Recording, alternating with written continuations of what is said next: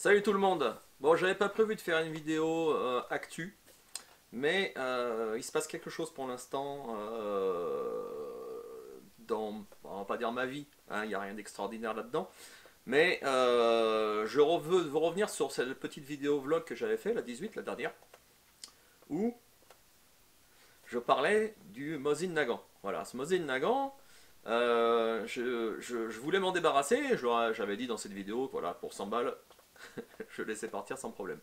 Voilà, vous avez été très nombreux, honnêtement, voilà, je vous remercie au passage, très nombreux à me contacter en MP pour me dire que vous étiez intéressé par cette arme. Voilà. Bah, cette arme, elle est vendue. Voilà, elle est vendue, puisque je l'ai vendue à la première personne qui m'a contacté. Voilà, je suis pas dégueulasse, j'aurais peut-être pu vous faire gonfler les prix parce que vous avez été très nombreux quand même. Hein. J'étais vraiment étonné, alors que le but de cette vidéo n'était pas du tout une vidéo de vente.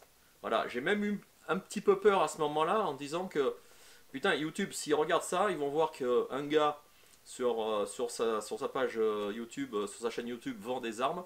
Voilà, j'ai eu peur que je sois, entre guillemets, signalé, et puis que la vidéo soit supprimée, ou même mon compte désactivé. Voilà, donc ça ne s'est pas passé comme ça, et fort heureusement. C'est un truc que j'avais pas prévu du tout. Voilà, donc vous avez été très nombreux à me contacter pour acheter ce fusil. Vous avez remarqué, le fusil, il est vendu, mais il est toujours là. Alors, pourquoi il est toujours là? Je pense que beaucoup de personnes vont se retrouver dans mon témoignage. Ce fusil, Mosin Nagant, je l'ai acheté en mai 2020 sur Naturabuy. La vente s'est faite et j'ai reçu donc un papier de Naturabuy pour la cession entre particuliers, parce que cet fusil appartenait à un particulier. J'ai reçu ce papier, et puis c'est tout. Voilà. Ce fusil, dans la dernière vidéo, je m'en séparais. Et lorsque j'ai voulu faire les papiers chez l'armurier pour la cession entre particuliers, je pense que certaines personnes vont comprendre ce qui se passe, eh ben ce fusil n'était pas à moi. Voilà. Ce fusil est toujours à l'ancien propriétaire. Eh oui. Donc, je ne peux pas le vendre. Voilà, donc c'est franchement galère.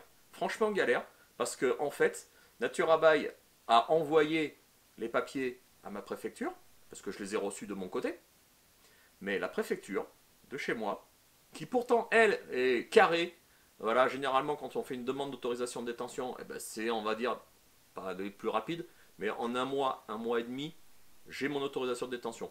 Mais là, je n'ai jamais reçu ce putain de papier de déclaration d'acquisition. Comme normalement on reçoit quand on achète un fusil ou une arme en catégorie C. On reçoit toujours quelque chose, chose que je n'ai jamais reçu. Et franchement, ça m'était sorti de la tête. Sauf que ce papier, ben, pour vendre une arme, eh ben, il le faut. Il le faut parce que ce fusil, ben, il faut déjà en être propriétaire. Et ça faisait presque un an que je... Alors je tirais pas avec parce que vous avez vu l'histoire, le canon est mort. Et puis voilà, je m'étais désintéressé de ce fusil. Donc clairement, ben, j'avais une arme qui m'appartenait pas, pardon, qui m'appartenait pas. Voilà, et ça je m'en suis aperçu uniquement quand j'ai été faire les papiers chez l'armurier. Voilà, pour le déclarer sur le SIA. Le SIA, c'est un nouveau système.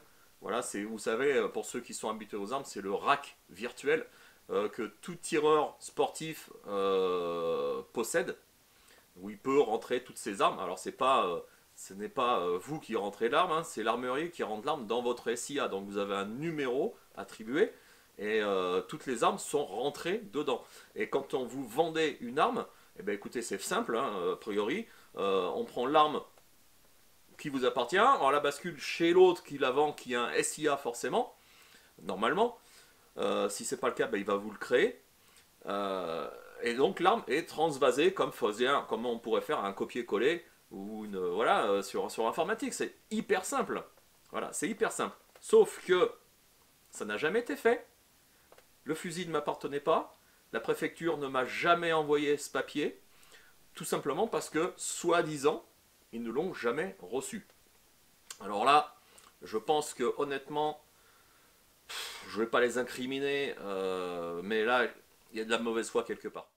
Comment dire? Il y a de la, oui, il y a de la mauvaise foi quelque part, parce que j'ai acheté récemment un Schmitt Rubin, un 96-11, je l'ai acheté chez Cartry, et au téléphone, la préfecture m'avait dit, mais est-ce que c'est ce fusil que vous voulez déclarer ou vous voulez revendre? Non, non, celui-là, non.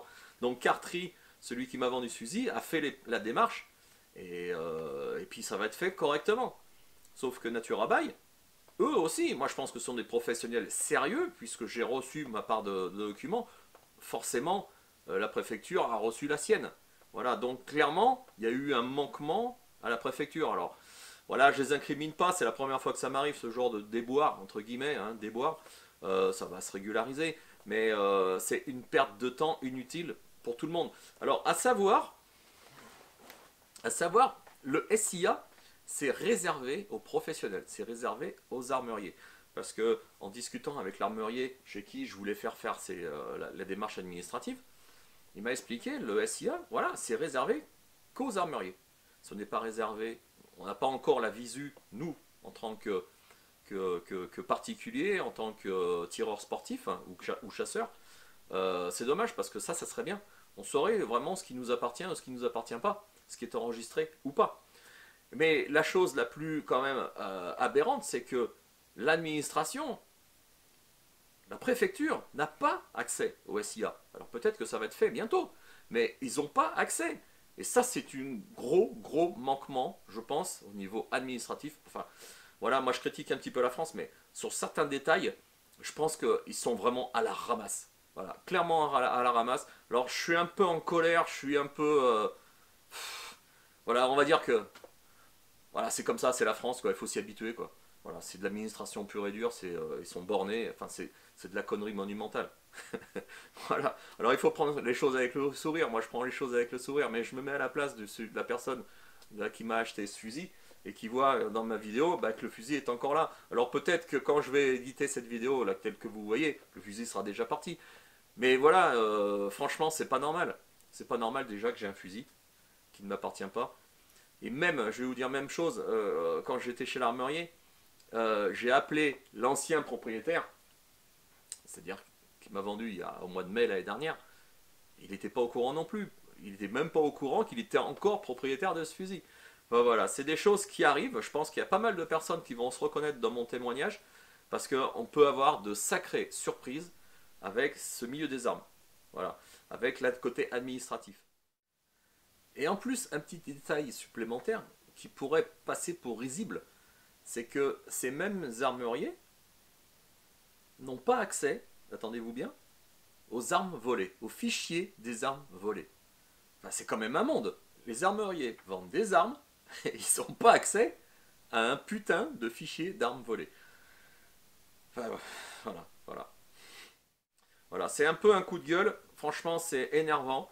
L'administration nous oblige à être carré au niveau de ces papiers. À telle date, il faut que les autorisations de détention, pour ceux qui ont du B, soient faites. On a 3 mois avant le délai imparti pour être fait. Alors, certaines, voilà, si on arrive à dépasser, parce qu'on peut oublier les choses, hein, ça c'est clair, hein, même eux, on peut oublier les choses. Donc, certaines préfectures voilà, sont arrangeants. Des fois, il suffit de parler à son président de club, peut-être qu'ils sont arrangeants. Généralement, ça ne pose pas de problème. Mais il y a certaines préfectures qui sont carrées. Si vous arrivez à la date où, où vous dépassez, paf, vous avez un papier. Donc eux, ils ne vous font pas de cadeau. Mais là, il faut qu'on prenne sur soi. Moi, je trouve que c'est pas normal. Voilà. Moi, j'ai eu peur à un moment, j'ai eu peur que la personne qui m'a acheté ce fusil revienne sur sa décision, me dire attendez, moi je vous ai acheté un fusil, je voudrais bien l'avoir, je voudrais bien la revoir rapidement. Moi, personnellement, j'y suis pour rien. J'ai appris en même temps que lui, entre guillemets, parce que je l'ai contacté tout de suite, que le fusil ne m'appartenait pas. Voilà, donc les démarches, je les ai entreprises.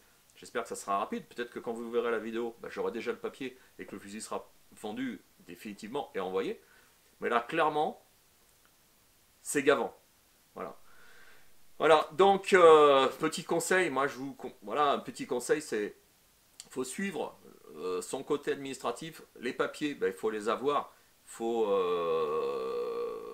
pas laisser faire les choses. Voilà. Il faut ne jamais faire confiance aux autres, et notamment à l'administration, je suis désolé de le dire. Voilà, parce que eux, bah, s'ils peuvent vous enfoncer, ils vous enfonceront. S'ils font des oublis, ça, ils sont dédouanés. Ils sont dédouanés. Voilà, donc, voilà. Donc moi le problème, j'en reviens à mon côté administratif lors de l'achat. Peut-être, voilà, c'est une hypothèse. Peut-être que comme je l'ai acheté en période de Covid, c'était au mois de mai, donc il y avait entre guillemets, voilà, tout était bloqué. Et peut-être qu'il y a eu, voilà, quelque chose bah, qui s'est passé au niveau de leur boîte mail, hein, je dis ça comme ça. Voilà, j'essaye de me réconforter, j'en sais rien, mais je leur cherche pas d'excuses. Mais c'est clair que c'est gavant, quoi, c'est le genre de conneries. Voilà, on peut dire que ce sont des conneries et ça bouffe la vie de pas mal de personnes. Même si c'est pas grave en soi, c'est pas grave en soi, mais c'est chiant, quoi.